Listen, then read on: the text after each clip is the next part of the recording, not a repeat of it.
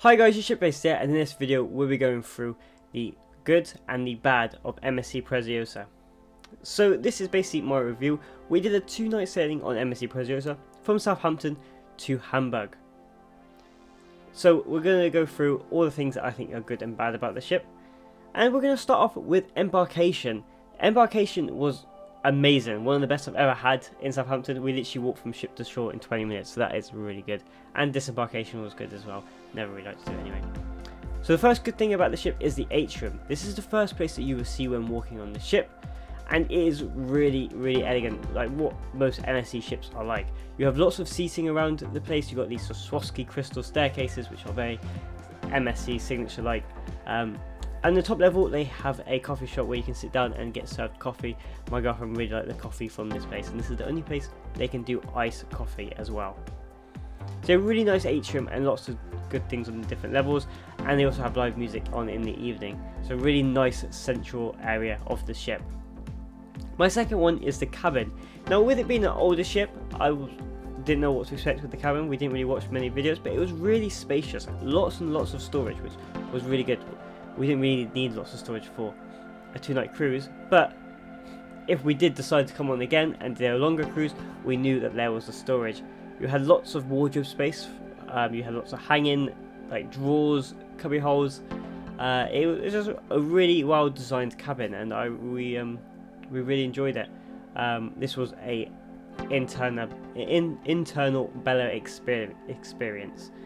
Cabin 8001. I have the full cabin tour of me going through everything on my channel, so definitely go and check that out. Really big safe as well, probably the biggest safe I've ever seen on the ship. Yeah, bed was really comfy. A little drawer was broken there, but these ships are used every day, so like, yeah, stuff happens. So yeah, really nice room, and we were really surprised with it as well. So yeah, definitely go and check out my tour. So let's move on to another good thing, and one of them is having a promenade deck on the outside of deck 7. Now this is really nice to have on a ship because it can be a bit more quieter than the top deck, and it's just somewhere else to go where you can see the sea and it's just outside. So yeah, this is definitely a good plus on Preziosa. Moving to the top deck, we have the indoor pool, especially for a ship that goes around Northern Europe. To have an indoor pool is a really good thing to have. It had a pool and 3 hot tubs. It also had football tables and table tennis on the top level. They also did serve food in here on the sea day as well. So yeah, it really a really good area, and they definitely utilised it for the weather we had on the ship. You could pick up the paddles and the balls for the football table at any time of the day as well. The next good thing is the water slide. I booked the ship without even looking at it.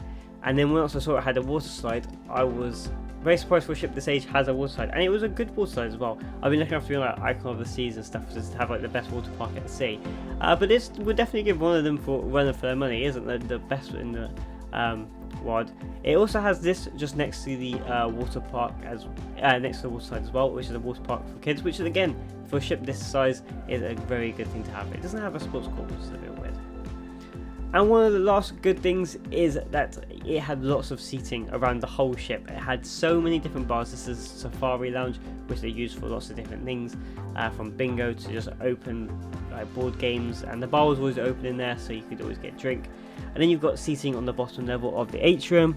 You've got the karaoke bar. There was just lots of areas that you could sit throughout the day, which is really good. And then you've got another sports bar here, which they would show sports all day, and they have different zones. They have different things on depending on the where the ship was going. So yeah, with this ship just having a refurb as well, but this felt very like retro. I don't know why, but it was just, I think it was the tables with pictures on. I don't know. No, it just, but yeah, they would show which zones and what stuff would be. Another good thing is this F1 simulator. Now, someone who likes F1, it was like kind of different to ones on Preziosa stuff. It moved a lot, which I really enjoyed. It really felt like you were driving the F1 car. So now moving on to not so much the bad, but good and bad is the buffet. We had a really good meal on the first day there, and then we went for dinner on the second night, and it was just not that great. So it's kind of a hit and a miss. Lots of seating, gigantic buffet, so you will never have a problem with finding a seat.